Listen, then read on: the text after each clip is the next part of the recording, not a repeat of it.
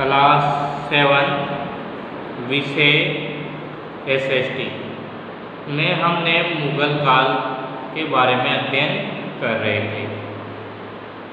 मुगल काल में हमने बाबर, हुमायूं, अकबर, शाहजहां, जहांगीर इनके बारे में अध्ययन कर चुके हैं। अब हमारे पास आता है औरंगजेब।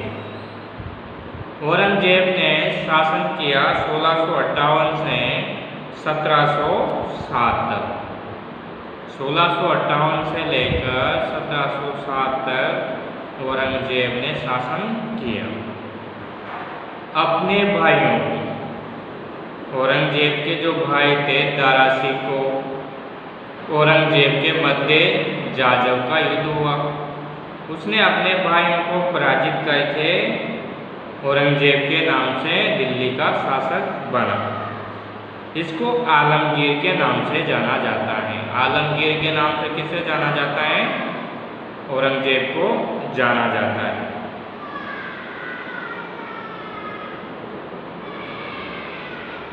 औरंगजेब ने अपने जीवन में 1658 से 1681 तक उत्तर भारत तथा 1681 से 1707 तक दक्षिण भारत में युद्ध करने में व्यस्त रहा।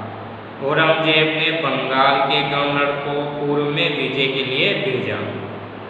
अराकान के शासक को पराजित किया। बंगाल की खाड़ी में स्थित सोनार द्वीपों पर अधिकार किया। जो बंगाल की खाड़ी में सोनार द्वीप हैं उस पर औरंगजेब ने अधिकार किया। औरंगजेब ने उत्तर पश्चिम में आर्थिक राजनीतिक आधार पर अपनी नीति का निर्धारण किया। औरंगजेब ने जो उत्तर पश्चिम दिशाएं भारत की उसमें राजनीतिक और आर्थिक आधार पर क्या किया? निर्धारण किया।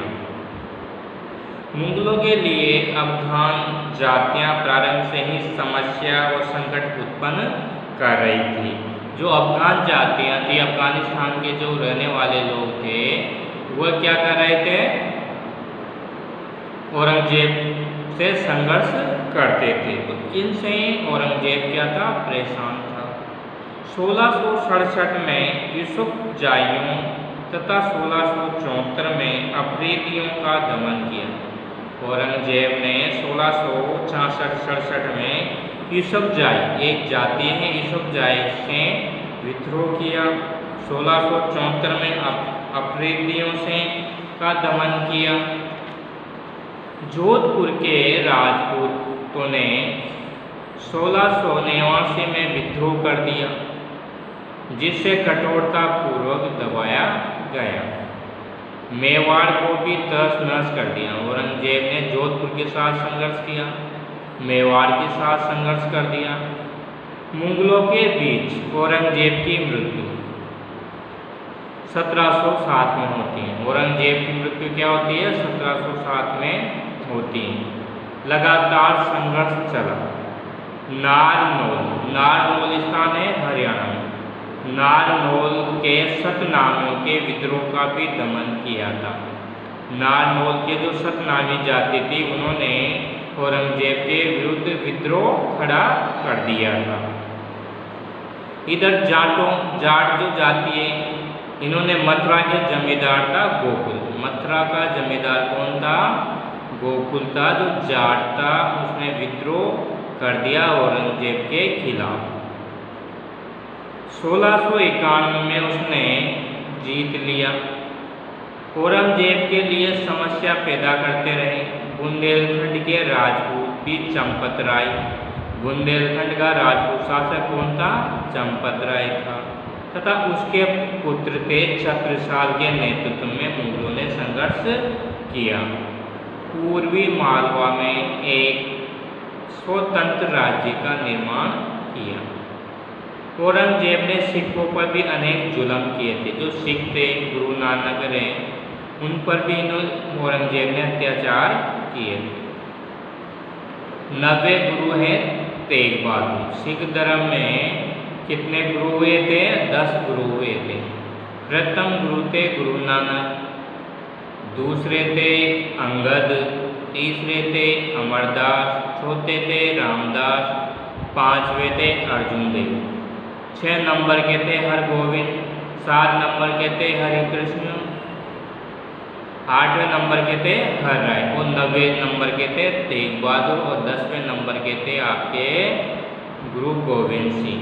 तो यहाँ तेग बहादुर से भी इन्होंने क्या किया था? संघर्ष किया औरंगजेब ने और तेग बहादुर की हत्या कर दी। गोविंद सिंह के 2 पुत्रों को युद्ध में मारा गया और 2 पुत्रों को जिंदा दीवार में चुनाया गया। औरंगजेब के अंतिम 20 वर्ष दक्षिण में संघर्ष रहते हुए बीते। औरंगजेब का जो अंतिम समय था उसने दक्षिण भारत में 25 वर्ष तक क्या किया? संघर्ष किया था। बीते हुए मराठों की शक्ति ही तथा बीजापुर, गोलकुंडा, ये दक्षिण भारत में बीजापुर और गोलकुंडा पर विजय प्राप्त करना चाहता था। औरंगजेब था जो दक्षिण भारत में बीजापुर और गोलकुंडा पर क्या करना चाहता था? अधिकार करना चाहता था। 1686 में उसने बीजापुर पर अधिकार किया और 1687 में उसने गोलकुंडा पर अधिकार किया। यानी सबसे पहले किस पर किया? बीजापुर पर। 1686 में बीजापुर पर और 1687 में गोलकुंडा पर अधिकार कर लिया। उन दिनों शिवाजी जो मराठा थे, शिवाजी कौन थे? मराठा थे। उन्होंने दक्षिण में अपना राज्य स्थापित कर लिया था। शिवाजी ने दक्षिण में क्या कर लिया था? अपना राज्य स्थापित कर लिया था। औरंगजेब एक धर्म विरोधी था, दूरदर्शी शासक था।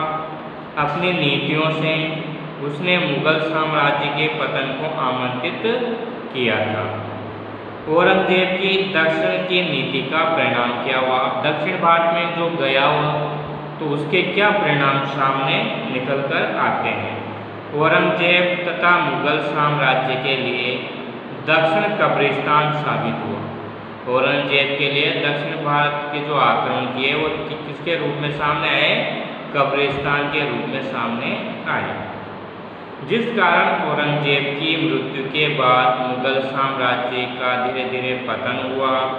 लगातार होने वाले युद्धों के कारण सेना क्या हो गई? कमजोर हो गई। लगातार उसने दक्षिण भारत में अनेक राजाओं से आक्रमण किए, इसलिए औरंगजेब की सेना क्या हो गई थी? कमजोर हो गई थी। खजाना खाली हो चुका था। अभियान में मुगल सेना वनों, घास, खेत तथा तैयार खड़ी फसलों को हानि पहुंचाई। जो औरंगजेब की सेना थी उसने क्या किया? दक्षिण भारत में किसानों को नुकसान पहुंचाया। जो जंगल थे उनको समाप्त कर दिया, जिस कारण क्या हुई? कृषि प्रभावित हुई। जिसके कारण क्या हुई? कृषि प्रभावित हुई। लगातार युद्ध होना, अपने घरों से सैनिकों का दूर रहना, अपने कार्यों से मित्र से अधिक शत्रु हो गए। जो उसके मित्र थे वो क्या हो गए? शत्रु हो गए, क्योंकि लंबे समय तक उसके सैनिक वो उसके साथ कहाँ रहे? दक्षिण भारत में रहे, इसलिए वो उसके साथ विरोधी जैसी भावनाएं करने लग गए। वास्तव में दक्षिण ने उसे बर्बाद कर दिया। जो दक्षिण भारत था औरंगजेब ने उसको क्या किया? बर्बाद कर दिया। औरंगजेब के जो उत्तराधिकारी थे वो अयोग्य थे, विलासी थे। जो उसके बाद आए, औरंगजेब के बाद शासक बने, वो क्या थे? विलासी थे। वो विलासी थे, अयोग्य थे, जो विद्रोह का दमन करने में असफल रहे। वजीर व सरदार थे, उन्होंने स्वयं चलाते थे, उनकी कठपुतली बनकर रह गए। सेना किसके हाथ में थी? वजीरों के हाथ में थी, सेनापतियों के हाथ में थी।